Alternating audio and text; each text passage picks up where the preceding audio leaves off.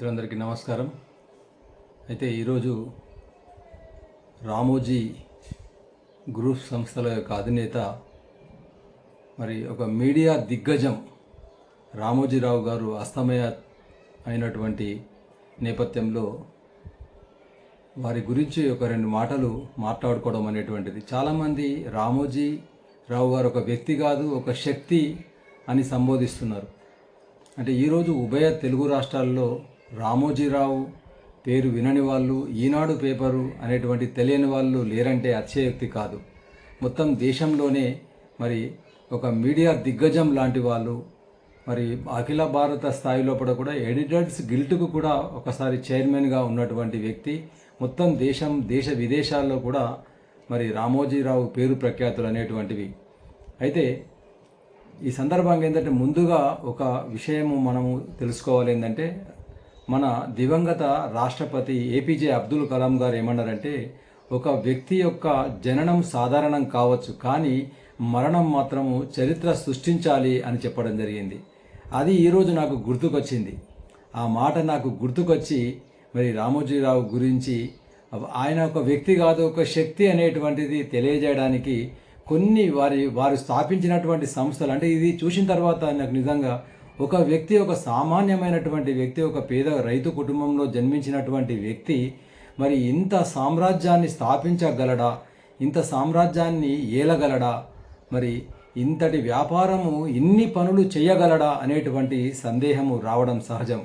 కాబట్టి డాక్టర్ అబ్దుల్ కలాం గారి యొక్క మాటలను మరి నేను ఆలోచించి వారి జీవిత విశేషాలను కొన్ని ఇవందరికీ తెలుసు, అయినా కూడా ఈ ఒక్క మాటతోటి నాకు వారి గురించి చెప్పాలనిపించింది. ముందుగా రామోజీరావు గారి యొక్క మృతికి నా యొక్క శ్రద్ధాంజలి ఘటిస్తూ మరి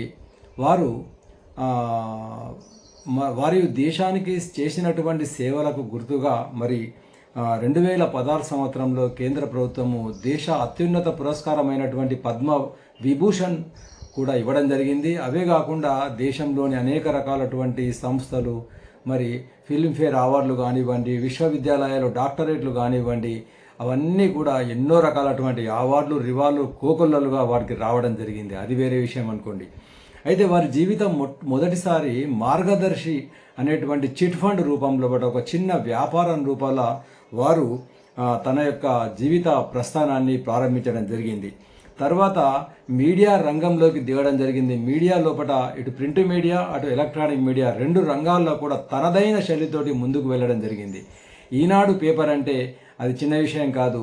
ఎన్నో సంవత్సరాల నుంచి నేను చిన్న ఉన్నప్పటి నుంచి చూస్తున్నాను. మరి ఈనాడు పేపర్ అనేటువంటిది 1974 ఆగస్టు 10వ తారీఖు నాడు ప్రారంభించారు.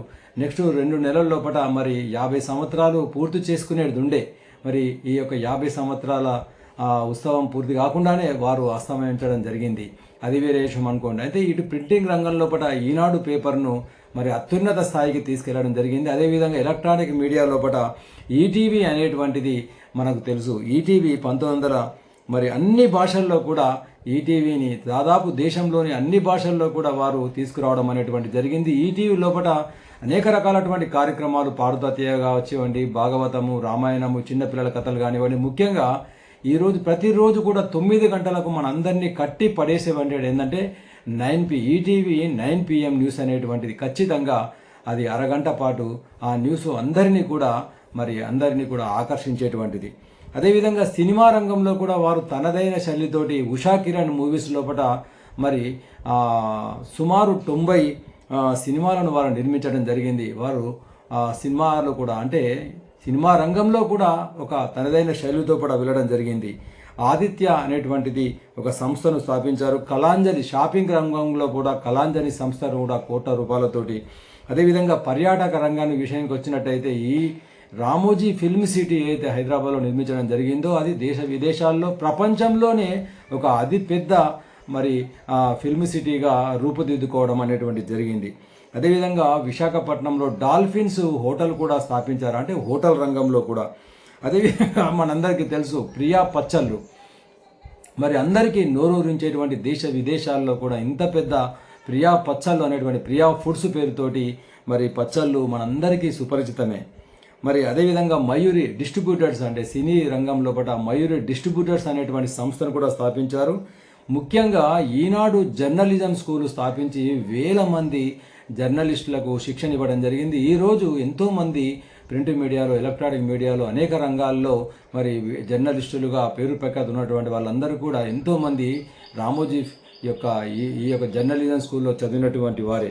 అదేవిధంగా వారు వ్యవసాయ రంగాన్ని కూడా వదిలిపెట్టలేదు. 1969లో అన్నదాత అనేటువంటి, అంటే రైతుల విజ్ఞానానికి సంబంధించి అన్నదాత యొక్క మాసపత్రికను కూడా ప్రారంభించారు.